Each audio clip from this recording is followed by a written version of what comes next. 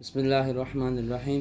ثاقب رحمۃ صاحب، جب کسی کے ہاں کوئی فوتگی وغیرہ ہوتی ہے تو وہ جو لوگ ہیں پہلی عید پہ سوگ مناتے ہیں، کیا یہ منانا جائز ہے کہ نہیں؟ بسم اللہ الرحمن الرحیم۔ یاد رکھیں، نبی پاک صلی اللہ تعالیٰ علیہ وسلم نے جو بھی گھر میں اہل خانہ میں فوت ہو 3 دن کے لیے سوگ منانے کا حکم ارشاد فرمایا ہے۔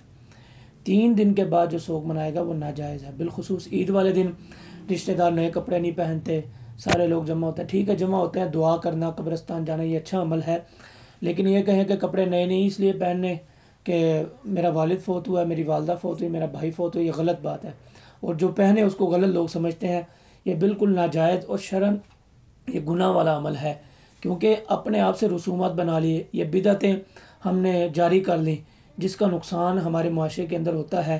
جو بیچارہ، کیونکہ حضور کا حکم ہے کہ عید والے دن خوشی مناؤ، تو ہم غم منانے کے لیے بیٹھے ہوئے ہیں۔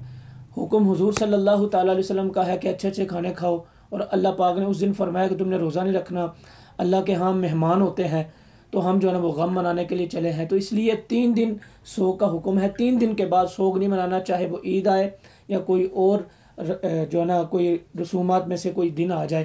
اللہ پاک ہم سب کو عمل کرنے کی توفیق عطا فرمائے۔